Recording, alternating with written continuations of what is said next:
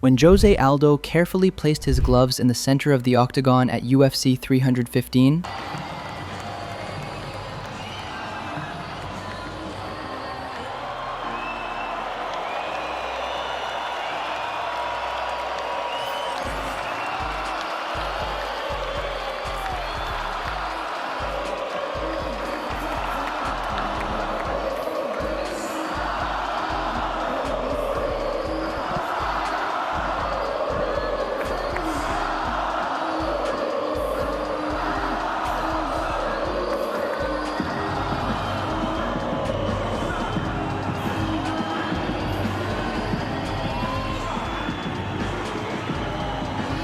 What a moment for the Aldo family, Michael. What a moment indeed.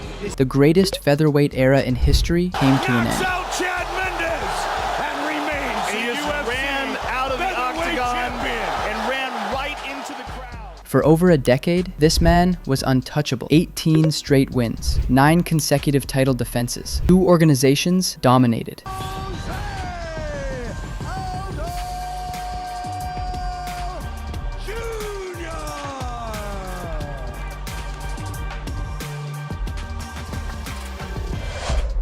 But what made him impossible to beat for 10 years? And why did his story end in controversy? This is the rise, reign, and farewell of the king who never lost his crown. Look at that knee from Aldo. This is the opening he was looking for, and that is it. Before the UFC featherweight division even existed, Jose Aldo was already a problem. November 2009, WEC 44. He destroys Mike Brown in 8 seconds with a flying knee to become champion. 8 seconds. Then he does something no one else could do. He beats Uriah Faber twice. Leg kicks so brutal that Faber's legs look like they've been hit with a baseball bat. And this is where Aldo became different. These weren't just leg kicks. Watch the technique here. He's not swinging wild. Every kick is calculated, timed perfectly, aimed at the same spot on the thigh, over and over, until his opponent can't stand. Hands against those in the white, 7 months of breathing. Yeah, Faber switching stances.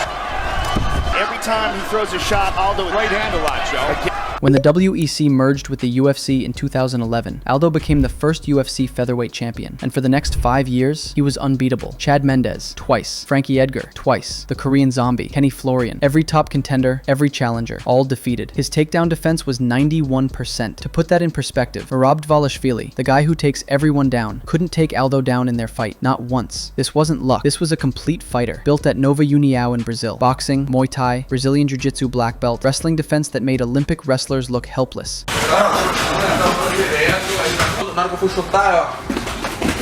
And when he fought in Rio, the entire country stopped. Jose Aldo wasn't just a champion, he was Brazil's champion.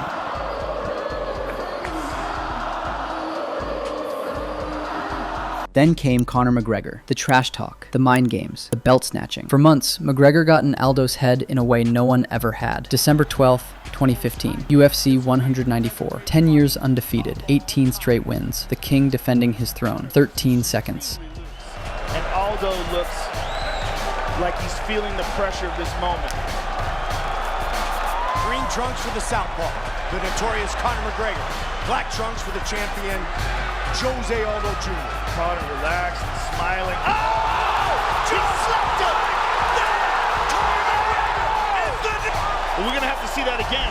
Did he throw?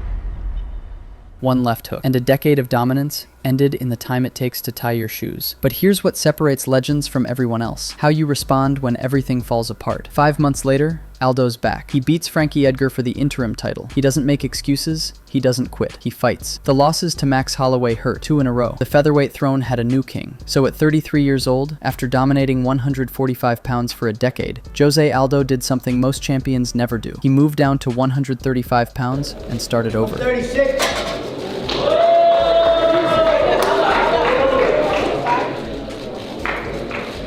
And you know what? He was still elite. Marlon Moraes, Pedro Munoz, Chito Vera, all beaten. He even fought for the bantamweight title against Petr Yan. Lost a close decision, but proved he belonged with the best at a second weight class. But then came the controversial ending. UFC 301, Rob Font. Aldo clearly won rounds 1 and 2. Font came back in round 3, split decision, Rob Font. The Rio crowd erupted in boos. Even Font looked surprised. He rips to the body like that.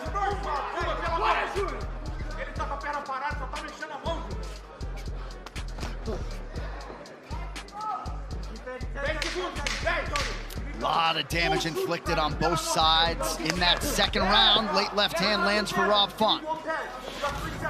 Round 3.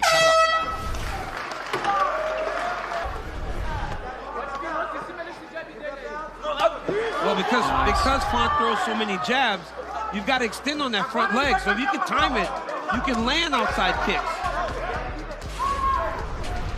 Some urgency coming from the corner of Aldo right now. Oh, close. Nice takedown defense. You got to be careful with Aldo on the ground.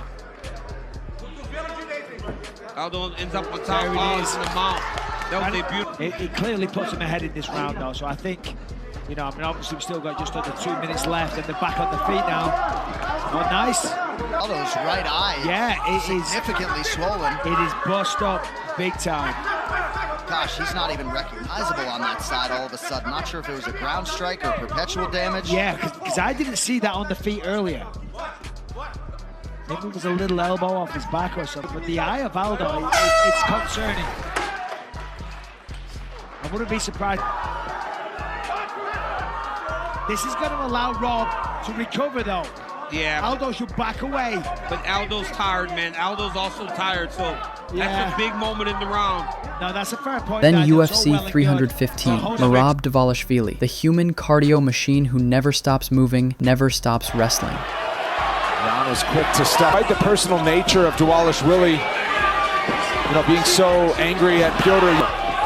At 38 years old, Aldo stuffed every takedown. He landed the cleaner strikes, he controlled the octagon.